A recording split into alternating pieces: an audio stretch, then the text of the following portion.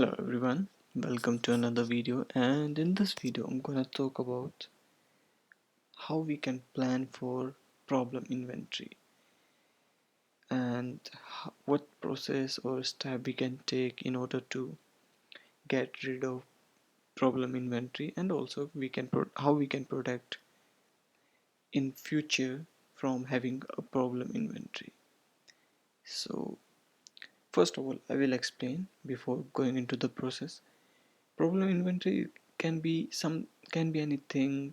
Mainly you can say some kind of inventory that's not able to get utilized into the process of manufacturing or production, or it's costing you and you are not able to use it.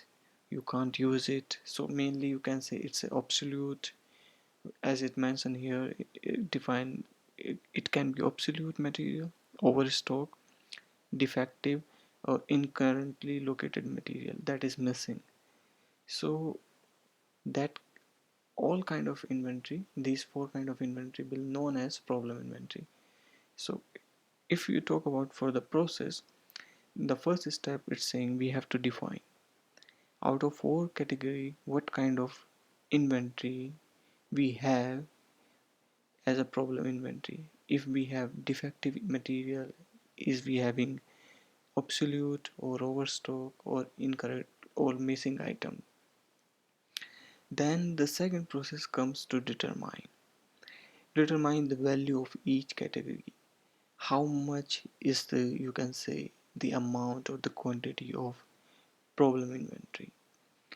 And then develop a auditing and reporting procedure to track the problem. It's very crucial point and very important.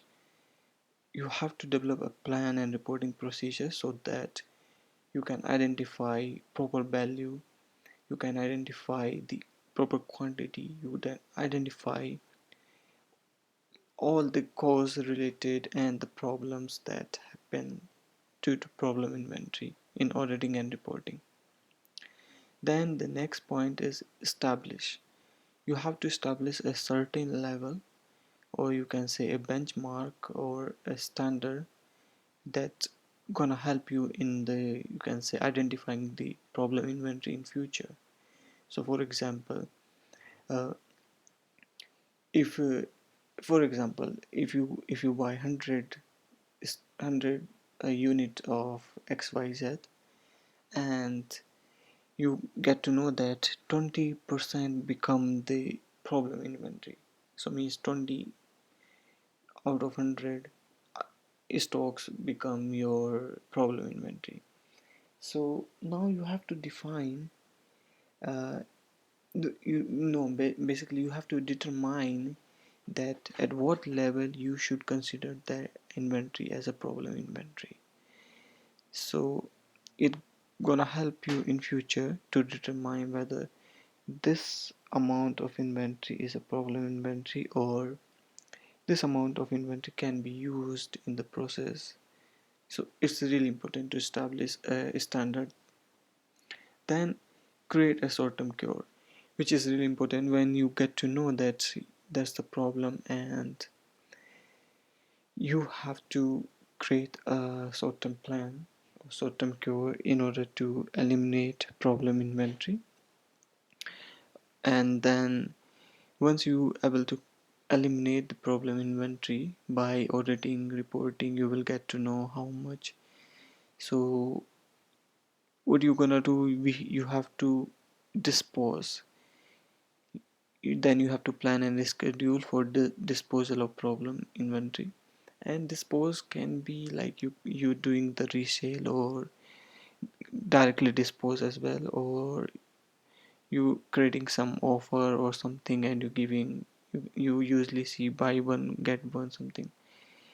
They they are not every time 100% good item. That can be something coming from problem inventory. They have some maybe defect, or they got some problem, they become the problem inventory. Now the company wants to, you can say, the company want to dispose as soon as possible so that they can earn the amount that they invested from that particular.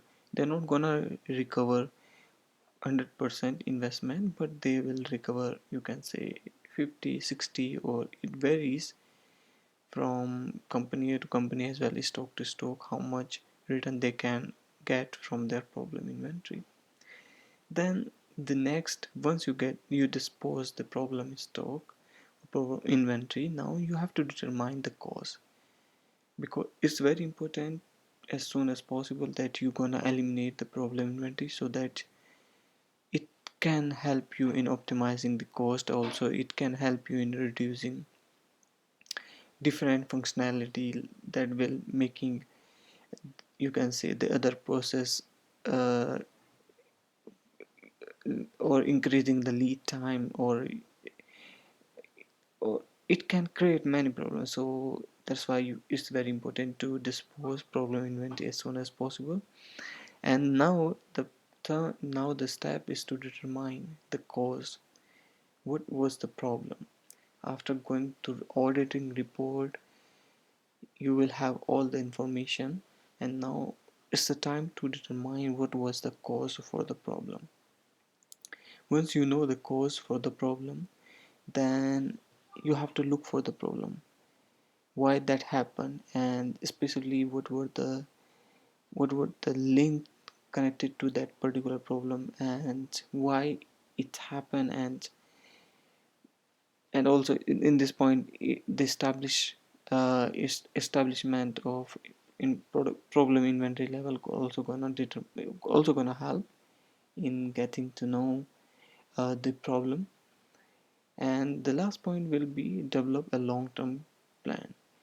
Once you're done with all the steps, the last point will be to develop a long-term plan that gonna definitely take. And as it's a long term, so definitely they're gonna implement very carefully. And that's only the reason that you need to have a short-term cure, so that you can put a stop, or you can